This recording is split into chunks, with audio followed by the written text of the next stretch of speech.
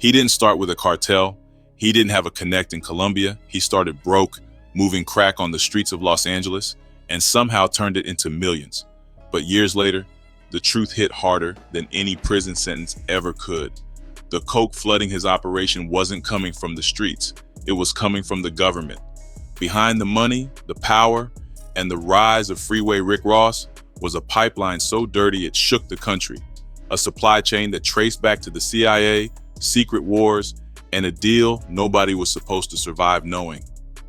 This is how a street hustler built an empire and discovered his supplier was the CIA itself. Freeway Rick Ross, born Ricky Donald Ross on January 26, 1960, grew up in Los Angeles.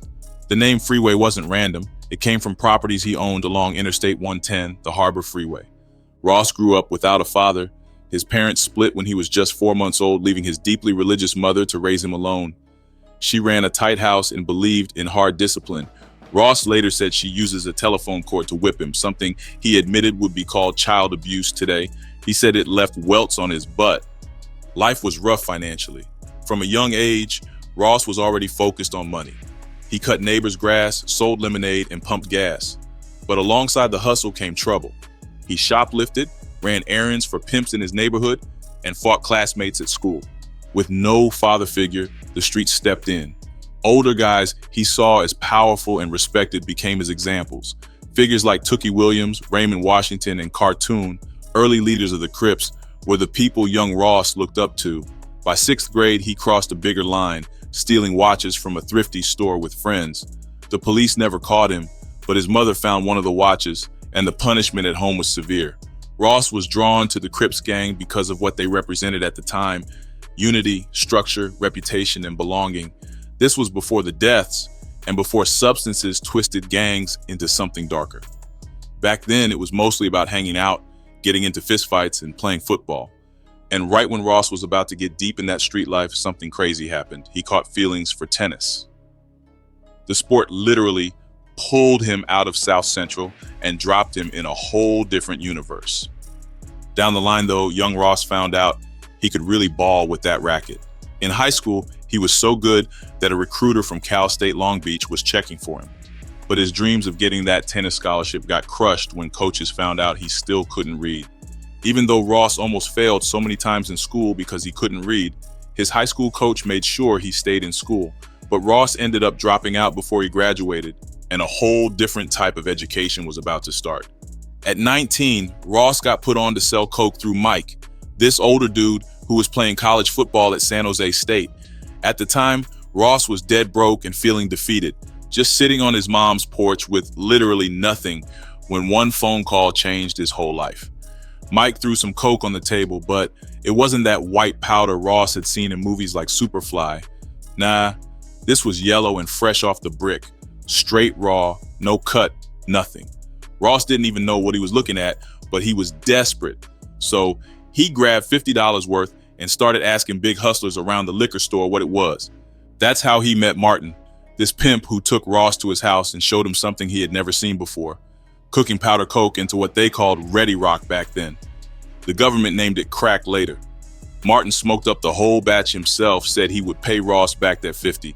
He never did, but he did put Ross onto his first real customer, this guy called Big Mouse, who came through with $100. That one deal right there, that's when Ross started his come up in the coke game. Martin and Big Mouse became his first customers, and that moment set the whole thing in motion. Ross's hustle blew up quick. He went from moving $50 worth for Mike to pulling in $300 a day, but that wasn't enough. He didn't want to be nobody's worker bee forever.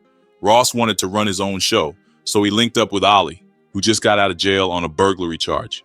They needed $300 to buy their first 8-track, supposedly 3.5 grams. But real talk, it was probably way less actual coke mixed with a bunch of cutting agents. To get that money, they stole a car from their old junior high school and chopped it up for parts.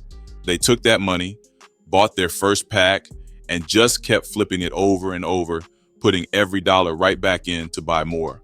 During this time, Ross enrolled at Venice Gilson Trade School and met this teacher, Mr. Fisher. But he only stuck around Gilson for a month before he switched to Los Angeles Trade Technical College, where he played tennis for a year or two.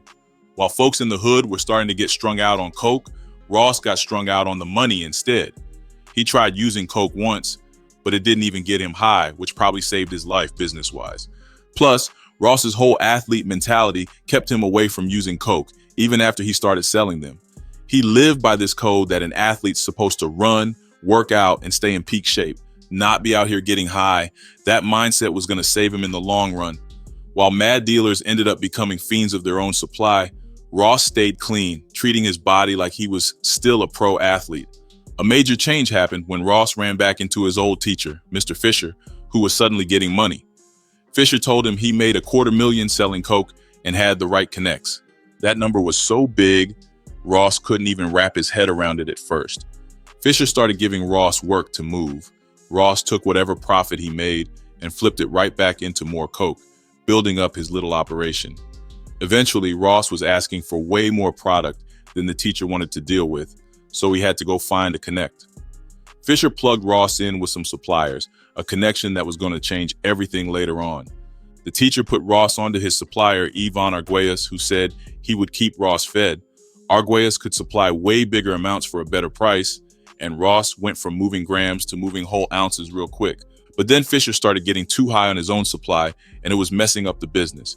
He kept demanding more product, only worked when he felt like it, and became straight unreliable.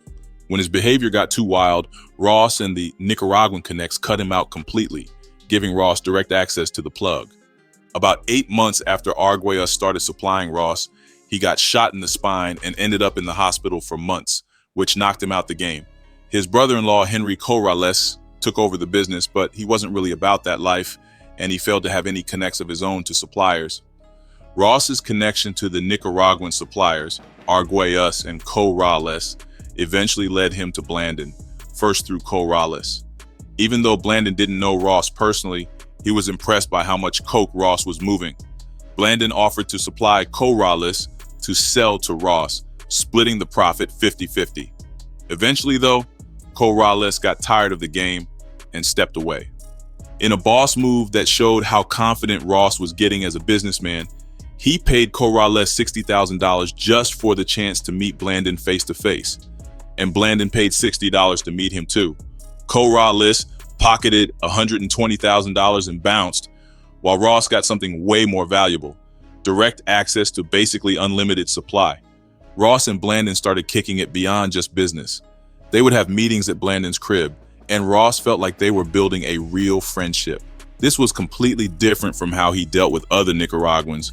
Those were always straight business, quick cash for product exchanges, then everybody went their separate ways. Blandon was different though, mixing business with a personal connection.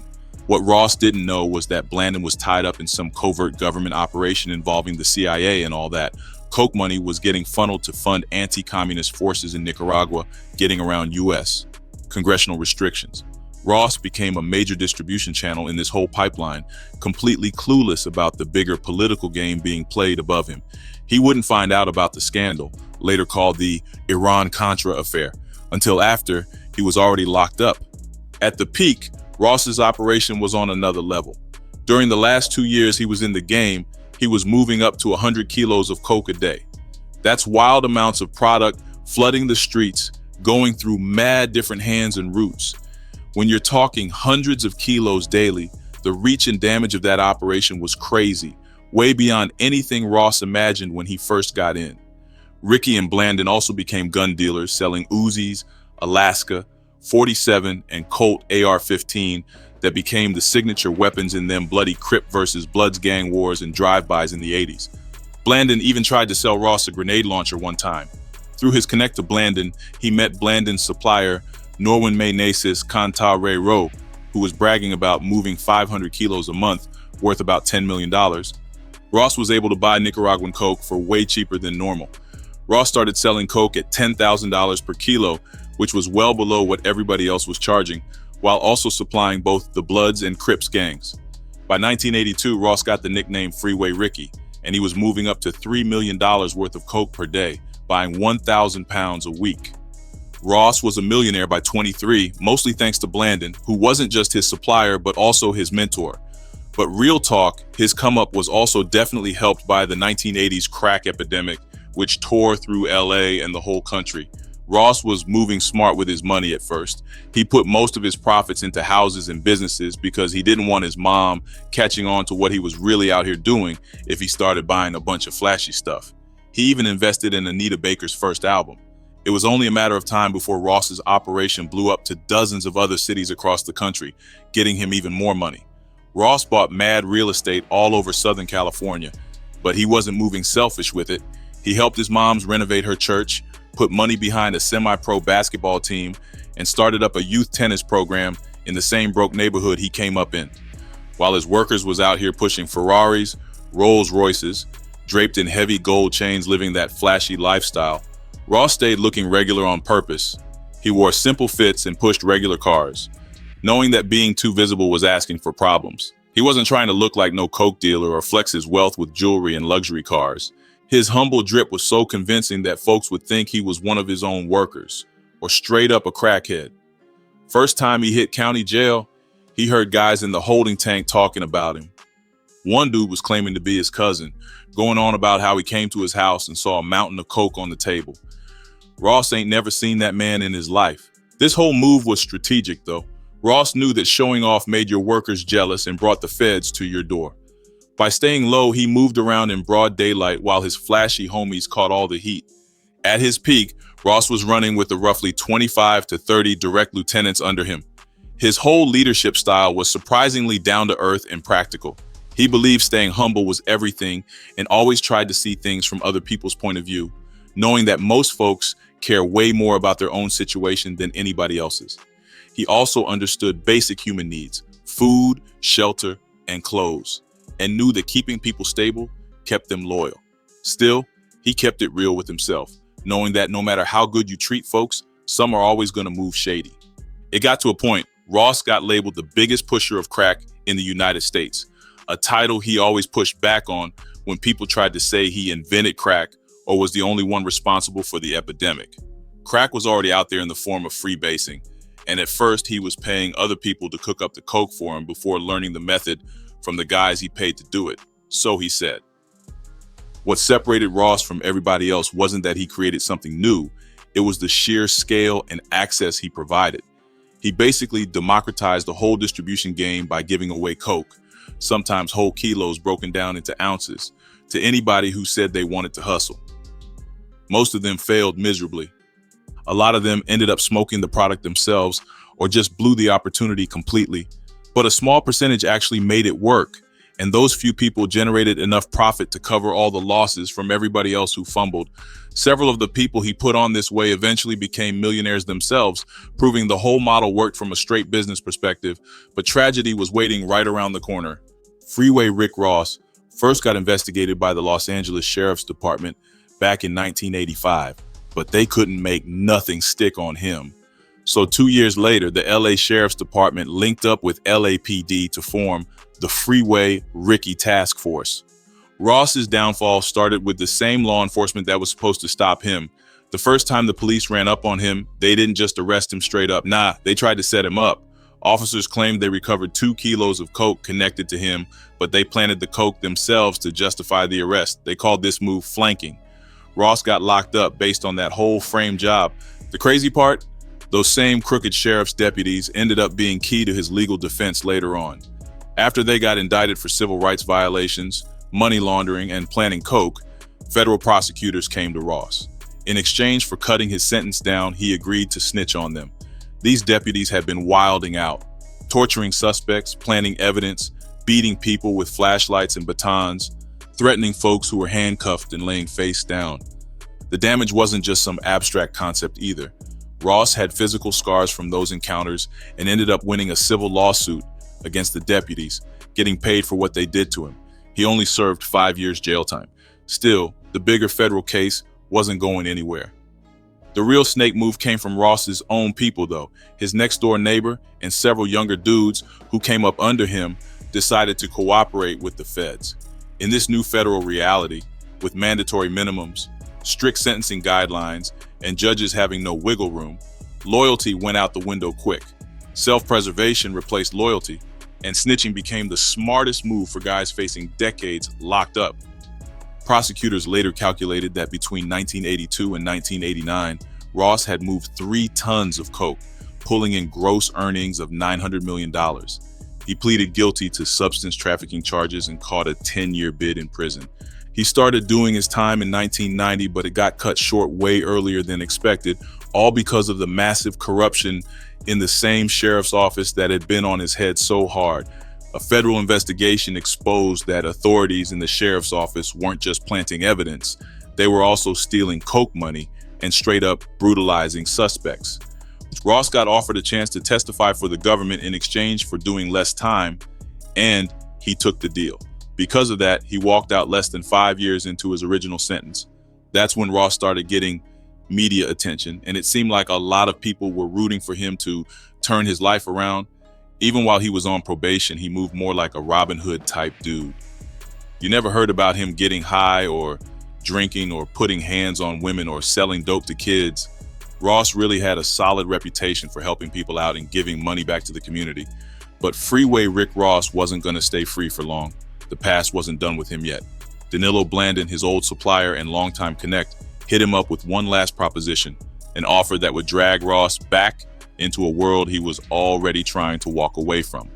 Blandon told Ross that the Colombians were on his back and he desperately needed money, so Ross agreed to help him out. Blandon didn't actually want Ross to handle a deal himself, though. What he wanted was an introduction, somebody Ross could plug him in with who would do business. By this point, Danilo Blandon wasn't just a trafficker anymore. He was working as a snitch for the DEA, supposedly getting paid around $180,000 to help set up other big dealers. Ross was out of prison and trying to live legit, but the pull of old connections was hard to shake. He made the introduction. What went down next was straight up a setup. Law enforcement everywhere, helicopters circling overhead, unmarked cars pulling up from every direction, officers flooding out in perfect coordination. The whole operation had been planned down to the last detail. This time, there was no room to negotiate or wiggle out. Ross had walked straight into a federal sting, set up by somebody he once thought was his man. The sentence was crushing. Life in prison without the possibility of parole. Blandon had delivered him clean and complete into federal custody, destroying any illusion Ross might have had that loyalty still meant something in that world. Not long after he started his life sentence, Ross got a visitor, investigative journalist Gary Webb. That's when Ross finally learned about Blandon's connection to the Contras, a group of rebels who had been trying to overthrow the socialist government of Nicaragua back in the 1980s. The way Webb broke it down, Blandon had been selling coke to finance the Contras' weapons. Webb, who would later drop the expose Dark Alliance, claimed that the CIA was purposely funding the Contras, knowing damn well that these rebels were using crack sales in LA to bankroll their attempted coup. Ross, who didn't know much about Blandon's background, was shook when he heard he might have been a pawn this whole time. This allegation also might have explained why Ross was able to move how he moved for as long as he did without getting touched. While everything seemed hopeless for Ross, he made the most of his time in the prison library and taught himself to read at 28 years old. While reading, he caught a technicality in his case that would let him do less time. He also learned that his prior convictions in Texas and Ohio came from the same federal crime, so they should have counted as 1 strike instead of 2. That would mean he was on his 2nd strike rather than his 3rd, and his sentence would have to get knocked down. His lawyer was skeptical, but it turned out Ross was right. His sentence got reduced to 20 years, and he ended up only doing 14. Ross officially got out in 2009, and he's still walking free today. Ross read over 300 books in prison, plus magazines and newspapers. When people see what's happening with him right now, they might say he's lucky. But nah, he studied and planned. He didn't necessarily know he'd end up in the cannabis industry, though. He was locked up in Texas and didn't even know weed was legal anywhere. It was only when he came home that he found out people could legally smoke weed and legally sell weed. The first time he went to a cannabis cup in San Bernardino, he saw people with big jars of weed, straight up trash bags full of weed. Since his release in 2009, Freeway Rick Ross has reinvented himself as an author, actor, prison reform activist, and legal cannabis entrepreneur. On June 18, 2010, Ross sued rapper Rick Ross for jacking his name, filing a copyright infringement lawsuit against Ross in Los Angeles County Superior Court. Jay-Z even got called to testify in the lawsuit since he was president of Def Jam when Ross got signed to the label. Ross was going after $10 million in compensation in the lawsuit. After the lawsuit got dismissed on the album Teflon Don by rapper Rick Ross dropped as scheduled on July 20, 2010. A federal judge tossed his case, saying it should be refiled in California state court because it fell under California state law. Ross refiled the case with the state of California while appealing his federal case. A federal appeals court upheld the dismissal in 2012. The state case got filed in California. Ross refiled in LA Superior Court with publicity rights claims. However, the case got dismissed by a judge in the LA Superior Court. The California state case got updated with a motion in Freeway Rick Ross's favor regarding Warner Brothers Records and their use of the name and image Rick Ross. A trial was set for August 27, 2013 in Freeway Rick Ross versus Rick Ross and Warner Music Group. The California trial court ruled in favor of the rapper Rick Ross, letting him keep the name. A state appeals court upheld the ruling on First Amendment grounds. Still, Freeway Rick Ross found success dropping his book, Freeway Rick Ross, the untold autobiography, and working on documentaries like Freeway, Crack in the System. Journalist and author Kathy Scott co-wrote Ross's autobiography with him. The memoir was released at a book launch with author Scott at the ESO One bookstore in Los Angeles to a standing room only crowd. The book is fascinating for its raw, inside look at his career on the streets of South Central, which started for Ross with car theft and quickly shifted to coke and the big time. The memoir got nominated for Forward Review's IndieFab Best Book of the Year Award 2014 in the True Crime category. Winners were announced, with the book named as a Forward Review's 2014 IndieFab Book of the Year Award finalist, True Crime. He's also diversified his hustle as an entrepreneur by distributing a variety of products, including legal cannabis. In January 2022, it got reported that Ross had established a boxing management company, Team Freeway Boxing, with 4 professional boxers under contract. Ross is also acting in an advisory role for light welterweight contender Anthony Peterson. In a June 2024 interview on the Joe Rogan Experience, Ross stated he owns a marijuana dispensary. Though Ross might have once felt that selling crack coke was his only path to success, and it might have been difficult to start over again without the money he made as a kingpin.